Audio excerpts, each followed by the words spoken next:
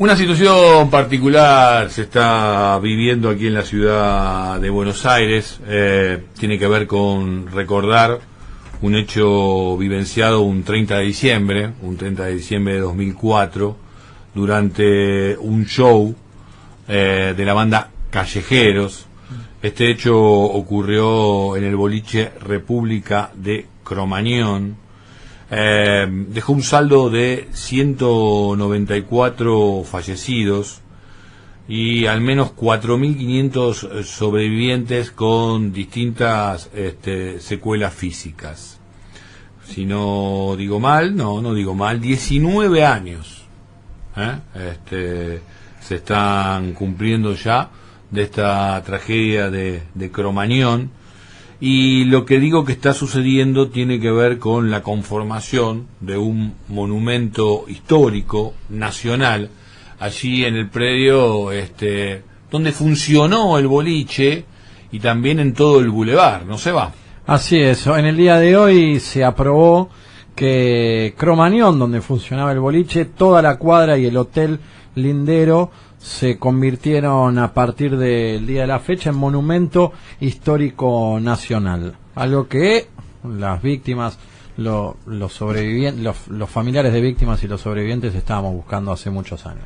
Para reflexionar sobre este tema estamos en comunicación con Martín Genaber, el expresidente de la coordinadora de Cromañón. Martín, Edgardo Chini te saluda aquí desde la R770, desde Paraderos, junto a todo el equipo.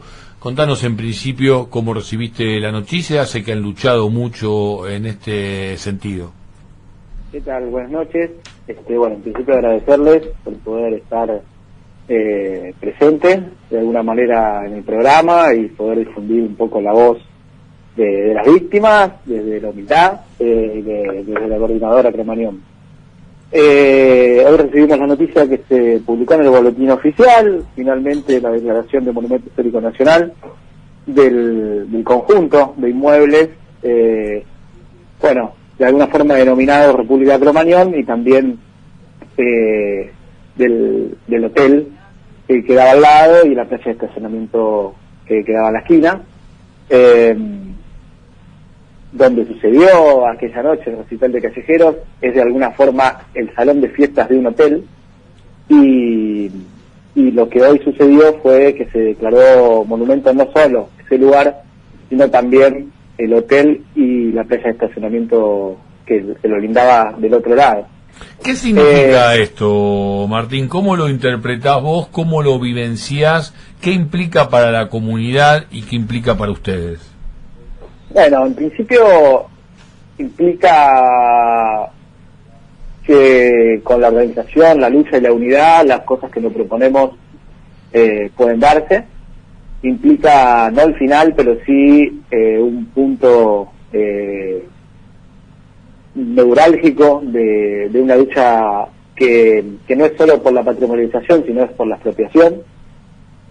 Y en términos prácticos significa un amparo del Estado hacia ese lugar. Por un lado, de alguna forma blindarlo, resguardarlo de cualquier intervención que el antiguo dueño pudiera querer hacer. Y por otro lado, implica la posibilidad de que el Estado entre de manera física y efectiva, ¿no?, al inmueble, y pueda empezar algunos trabajos de mensuras y cuestiones relacionadas a poder evaluarlo, para poder pagar lo que hay que pagar para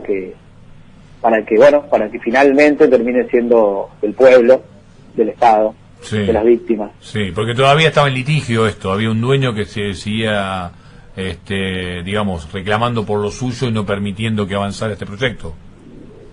Hay dos cuestiones que, si bien no son lo mismo, están entrelazadas. Una tiene que ver con la expropiación y otra tiene que ver con la patrimonialización. La expropiación del inmueble es una ley que se votó en el Congreso, primero en diputados y después en senadores, y que hoy está en un proceso de reglamentación. Esta reglamentación, como toda ley, la tiene que hacer el Ejecutivo, y se está trabajando desde el Ministerio de Justicia, la Secretaría de Derechos Humanos, el Ministerio de Cultura y la Legal y Técnica del Ejecutivo. Esto va por un camino, digámosle así, que es complejo, que es de negociaciones, y que no tiene que ver solo con la decisión política del Estado de hacerse del inmueble, que ya sucedió, sino con cuestiones mucho más prácticas de su administración y de su, digamos... ¿Qué actividades se pueden desarrollar prontamente, por ejemplo, allí? ¿Cuál es la posibilidad de abierto a la comunidad? ¿De qué manera? En principio, lo que la ley implica es que es un sitio para la memoria. Entonces, todo lo que sucede ahí tiene que estar relacionado con el ejercicio de la memoria y la conciencia. Bien, porque supuesto, yo pasé hace poquito, no hace tan poquito, pasé varias veces, estuve varias veces, y lo noté en las últimas oportunidades, lamentablemente un tanto deteriorada la zona, ¿no? Como que se había dejado de estar, y la verdad que las iniciativas, todo lo que tiene que ver con la zona de la plazoleta también, donde están todos los nombres, están los rostros y demás, uno sentía que aquello que se había lanzado como una forma de tenerlos muy vivos y muy presentes por todo lo que implican, porque creo que ahí también hay que reflexionar al respecto. Digo, uno que peina canas ha estado en lugares también con muy poca conciencia donde podrían haber ocurrido otros cromañones.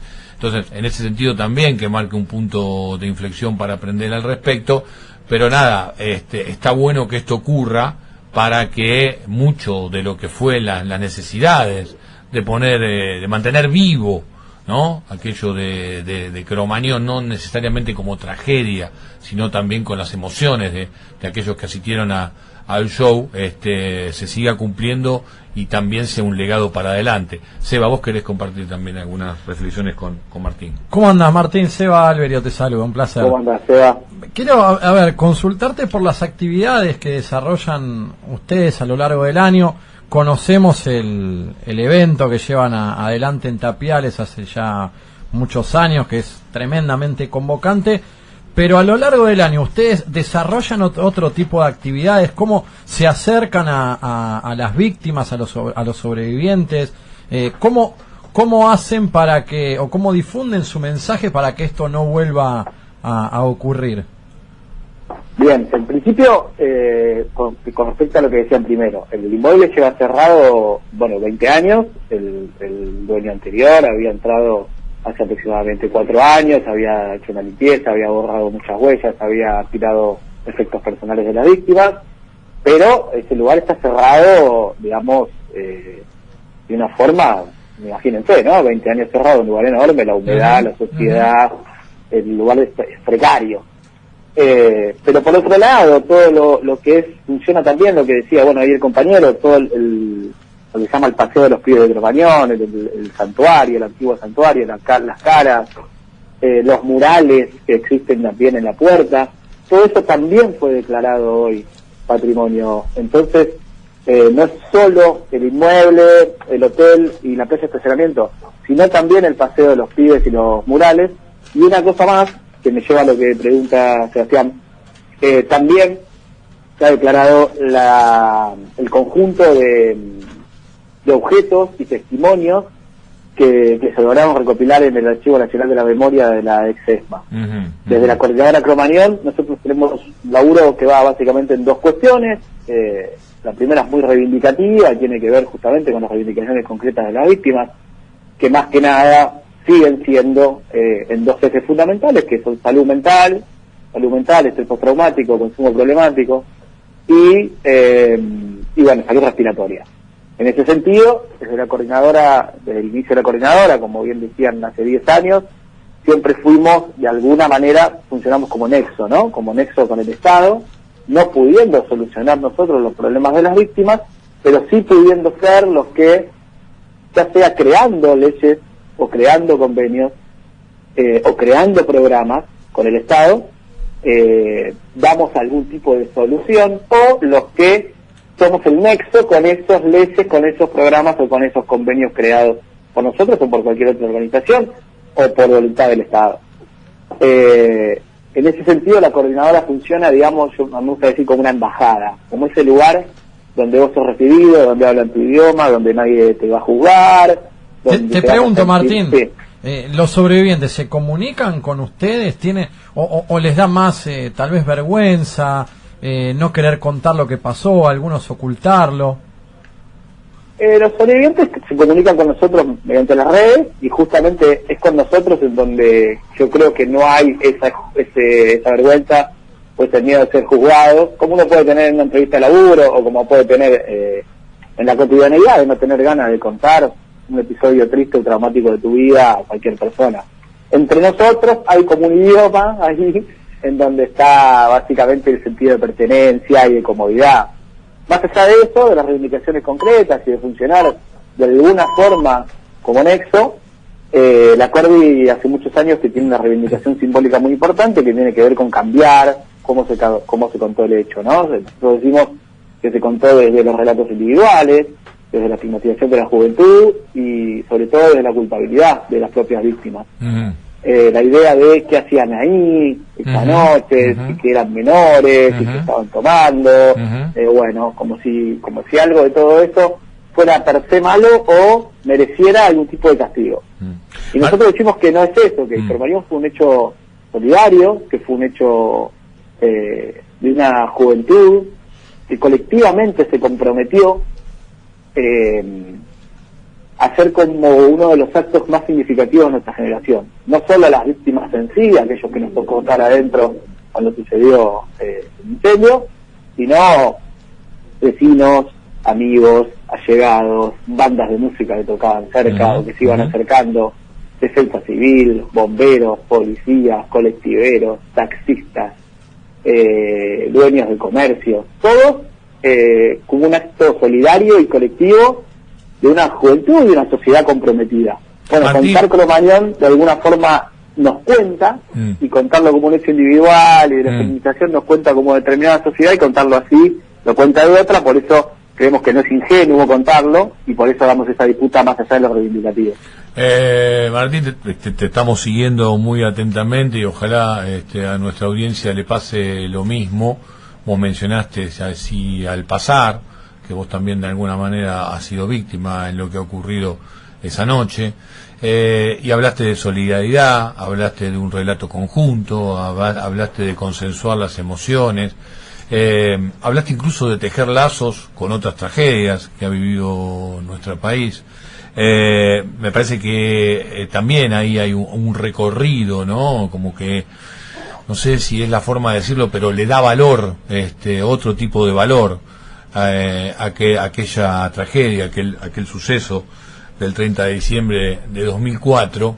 Y te quería preguntar, abusando un poco y antes de despedirte, si también se han sanado algunas heridas, porque uno recuerda mucho en los inicios que había quienes, se acercaban a una postura, vos algo describiste de lo que se decía, se acercaban a otra postura, se condenaban a quienes también habían sido víctimas de la situación, más allá que obviamente hubo un juicio al respecto, hubo condenas al respecto, hubo que definir también responsabilidades y culpabilidades, pero digo, todo eso, hoy a 19 años, ¿no?, de aquel hecho, preguntarte si mucho de lo que vos recién nos transmitiste y nos compartiste también ha permitido una reconciliación colectiva, ¿no?, de lo que ha sido Cromañón.